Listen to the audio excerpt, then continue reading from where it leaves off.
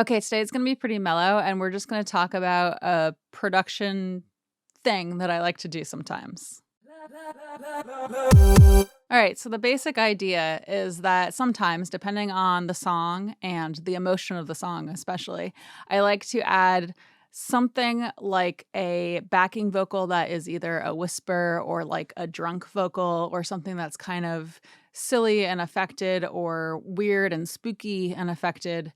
And it just adds this extra texture to whatever the piece is. And sometimes it can be very, very effective. You do have to make sure that it matches the emotion of your piece, though.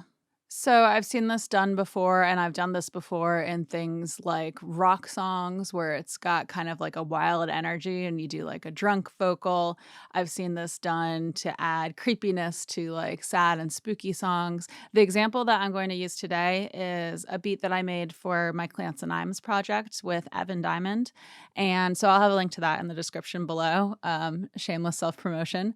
But this song's kind of I don't know if spooky is the right word, but it's kind of the lyrics. Evan could speak to this better than me, but the lyrics are kind of agoraphobic in nature. And the song is going to be coming out soon. The working title that we have for it is Potatoes, but that's not what it's going to be called. I think it's going to be called Free Virtual Tarot Readings. But it will be on the Clans and Imes Spotify if you want to check it out. And maybe I'll add a link once it's out. But as of yet, it's not released. And what I have here is I just have a bunch of whisper tracks. So I was kind of hearing whispers in this before we added these. And so I suggested that we add them. And I don't know why. It's like my brain almost started to hear them before we decided to add them. So what we did is I suggested this, and then Evan had the idea of looking up a bunch of different weather facts. So she found a whole bunch of different kind of scary, spooky facts about weather. So there are things about like avalanches and earthquakes and just like random statistics and stuff like that. And so she just went into the booth and just whispered them into the mic. And let me see. I don't know what microphone we used for this. Let me check. Where am I? I didn't write it down. I think we used the Lewitt 540S though, because that one's kind of billed as an ASMR mic and it gets a lot of that clear, crisp top end and a lot of detail in the upper range. So I believe that's the one that we used for this. I can't imagine using any other microphone for this, but out of the ones that I have, obviously. I'm sure there are other microphones that are great for this type of thing. But I think we used the 540S and then I put it into my Great River preamp, and that's the MP2NV. So we put it into one of the channels for that. And then other than that, I have some processing on it here that we'll go through. But basically, I took what was one track of whispering and then I layered it to kind of create this build throughout these verses. We call them verses. I don't really know what we're doing with ourselves, but I'll just play it so you can hear it. I'll play from the start of the verse. So I did period, 2 period on the numeric keypad, and now I'm going to hit spacebar to listen. I had to kill the cat, 'cause my thoughts got the best of me. Searching the crowd for men in hats, I'll avoid them from vicinity. So scatter quarters or whatever, and smoke the ghosts from the bedroom. Take advice on if I die from the weather. If the planets don't align, then I'll never go outside. So we're going for this effect that's kind of spooky, kind of cinematic, and I felt like the whispering matched the lyrics as well as the vibe of the piece. So I'm just going to solo it so you can hear it by itself now that we've heard it in context. And I guess I'll jump to this first whisper here.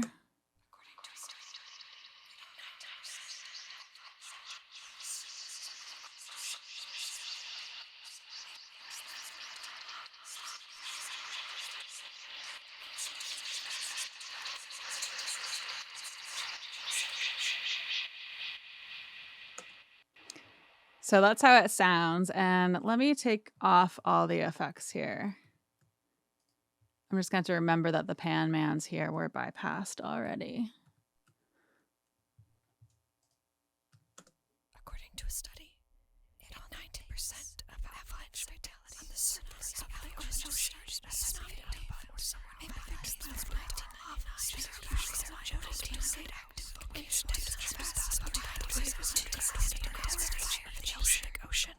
It's interesting without the effect, the percussive nature of some of those syllables that come through. But I believe for these tracks, I just duplicated them. So all these effects should be the same on the individual audio tracks here, the whispers 1 through 6. So basically what I've done is I've removed the low end so I don't have any like accidental low rumbles, wind bursts, tapping the mic by accident. I don't think she did that, but just in case, and especially since it's something where I'm really just going for the high end, I could have removed even more and had even more of a high pass filter. But I ended up doing this for some reason. I think I kind of liked a little bit of that lower register there that I included. So I'm going to bring these in. And then the other thing that I did is I ran a de-esser on her. Oops. So that's just to kind of clean it up, right? So the stuff on these individual tracks, I just did to kind of clean it up, and that makes it sound like this. According to a study, 90% of avalanche fatality on the surface of the ocean is not.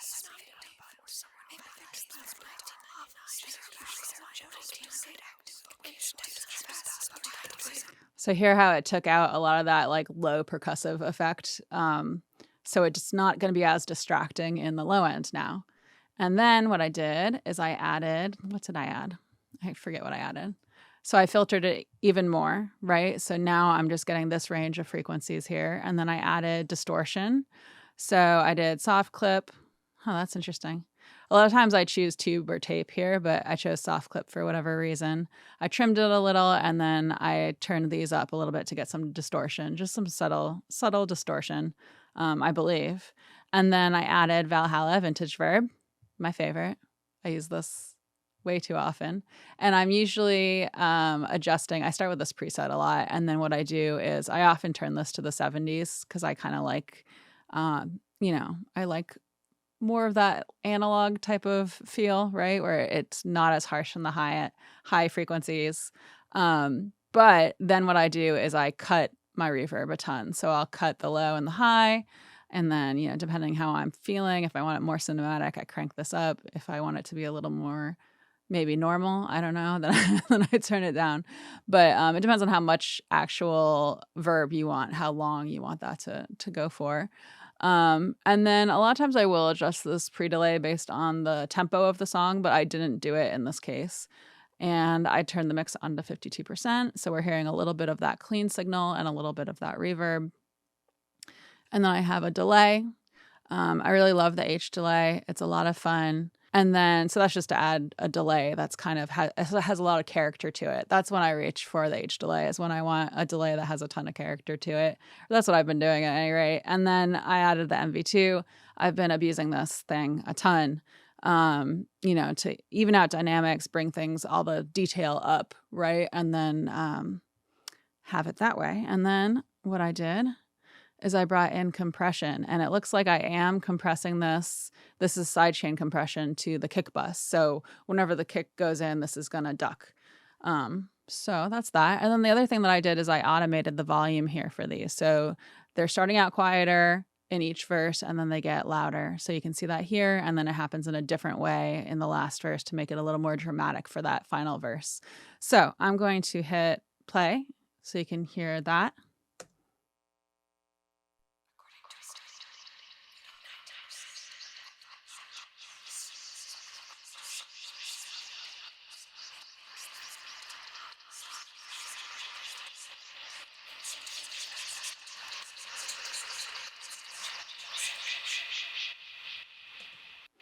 And that's it. I'll put it back in context so you can hear it again. And that's kind of the whole idea. It's a ton of fun. It can be really easy to do. And I don't know, it's like one of those little sound design things that can be so much fun. So maybe I'll play this final verse for you because you already heard this one. So let me play this one. I'll start at the beginning. So I'm going to period, 6 period to jump to that marker. That's on the numeric keypad, and then I'm going to hit play. try to get on the same page, but leave room in the margins. What's your interest?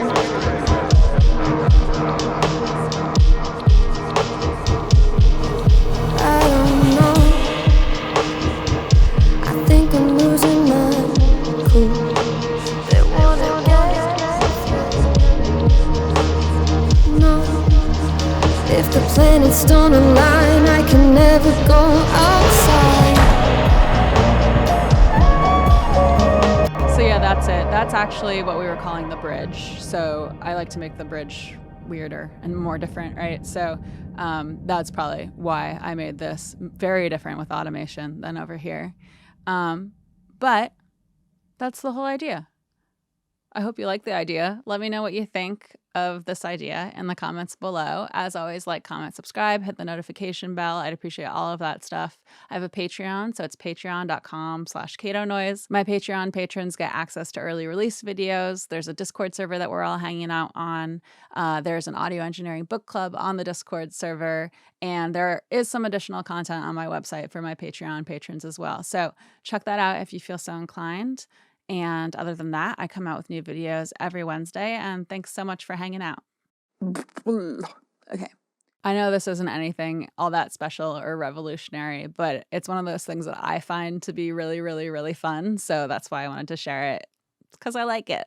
Oh, NAMM's coming up. So I'm pretty excited for NAMM this year. I know there's a bunch of people that I'm excited to meet up with and hang out with, and we're going to have a blast. So let me know if there's anything that I should check out or document or talk about. I have a little list starting so far, but I still, it's like a week away and I haven't looked at the whole schedule yet. So we'll see how that goes. But let me know if you're going to NAMM and you want to meet up. Bam, bam, bam. Oh, and again, if you want to check out my duo CatoNoise, which is what the song is for, check out the link in my description. I'll have a link to our Spotify page probably. I am very sorry, but my last two videos were April Fool's jokes. So the gnome one, I thought that one was pretty obvious. I think most people got that that was a joke, right? And then the White Sea one, I did help White Sea with his April Fool's joke this year. If you haven't checked it out, I'd check it out. It's pretty funny. I thought it was funny and pretty harmless. So maybe check that out. But those last two videos, the gnome one and the White Sea mastering ones, were April Fool's jokes. And I'm very sorry. I've been very bad. Okay, bye.